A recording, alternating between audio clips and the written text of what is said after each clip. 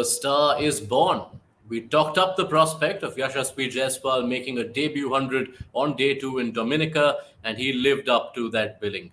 A fine century, he ends the day 140 plus not out, among the higher scores by an Indian on Test debut, the first Indian opener to hit 100 on Test debut away from home. And he, along with a century for his captain and fellow opener Rohit Sharma, have only furthered India's dominance, which they had established on day one of this opening test against West Indies at Windsor Park. On ESPN Cricinfo Match Day with Deep Dasgupta, let's take a look back on the second day's play in Windsor Park. And Deep, no better place to begin than Yashasvi Jaiswal. He Yeah, already made a penchant of hundreds in his first games, 100 on Duleep Trophy debut, yeah. 100 on his debut for India A, 100 for on Irani Cup debut, and now here he is, India debut, a century, the perfect way to announce his arrival. Absolutely. And you know what stands out for me is the hunger that he has to score runs. We've seen that in domestic level. I think he's got what, 800s before this in 15 odd games. So obviously that hunger was very evident here as well. Even though he's scored what, he's batting on 140 odd, but he still wants to score more. He's still it's not been easy. Let's not forget, it's not been easy to score runs on this surface. I think the West Indies bowling has been quite disciplined from that perspective. But he still has shown that hunger, and he's played 350 odd deliveries, and is still. I mean, that's a testament to his fitness, his temperament, and his hunger to score as much as possible. I still remember, because again, like yesterday, the stump mic volume was pretty high, and when the ball was kind of old, I heard him saying, I'm trying, but the ball's so soft, I can't hit it hard enough, even though as much as I try. But then, even though it was kind of frustrating, and you can understand that, but he never lost his calmness. He never lost his, composure that way. And that says a lot for somebody who's so young at the highest level. I mean, not just international, but if you look at his first class experience as well, it's not been a long. Yeah, and funny you bring up the stump mic because one of the things that I caught on to yesterday in the 20 odd overs India batted, quite a warm moment where I think when Holder had come on to bowl, he's asking Rohit Sharma, Bhaiya, andar aega ya bahar? Will it go out or in? Yeah. How should I be Not lining not up? just that. Even I mean, yes, even when the second, I mean, the second new ball was taken, I think it was Virat who faced the first over, and he was asking him again.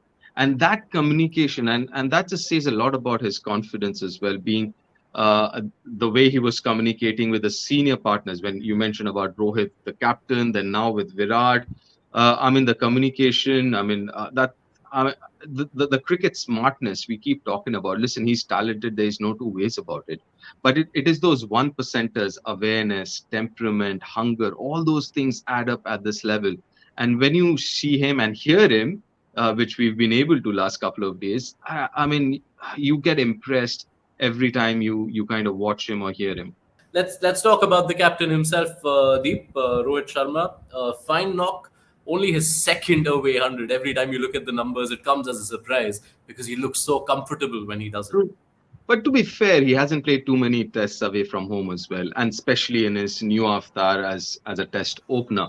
And yeah, I mean, if you look at his record as an opener, it's phenomenal, and it's just the mental discipline. If you look at his game plan, it's not rocket science. He doesn't kind of drive that much in test match cricket. He just waits for the ball. Anything that is, unless it's extremely full, he doesn't drive.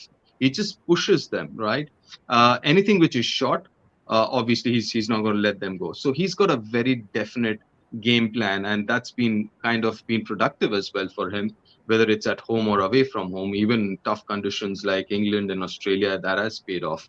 I mean, listen, it's been brilliant, and you've got to understand the other important thing. For someone like Rohit and Virat, these test matches or these series are really tough ones, because if you score runs more often than not, people would say, oh, it was a subpar team, conditions were favorable. I mean, if you don't score in these conditions against this opposition, where would you score? And if, God forbid, you don't score runs, they're like, oh, you can't score even here. where would you score? So uh, it's an argument. It's very difficult to win for people like players like Rohit and Virat. So keeping that in mind, I think that was a phenomenal effort. I mean, just keeping calm, because it's not been easy. This pitch has not been easy to score runs.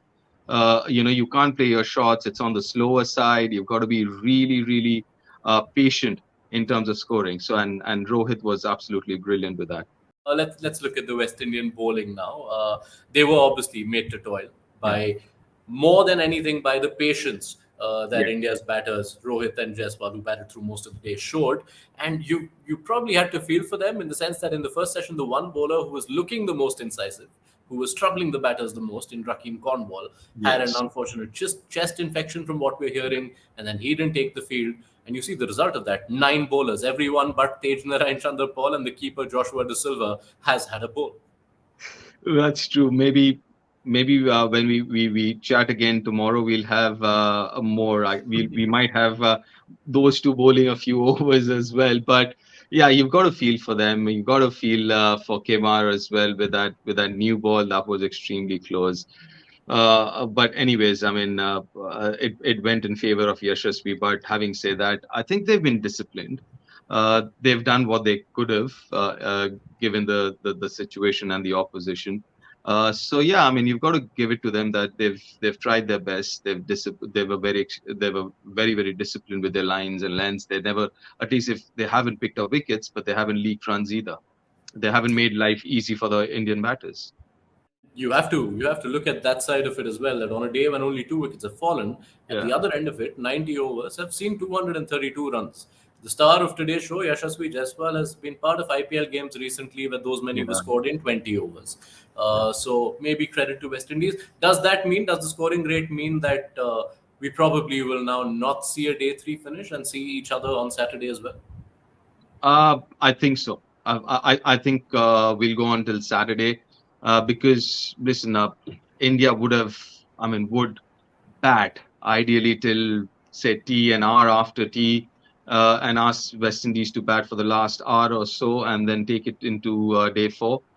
So yeah, I don't see a day three finish as of now. If they do bat that long and if wickets fall at the rate they have been falling, could be someday for statisticians. Yashasvi Yeah. Jaiswal has breached one milestone. He's made that 100.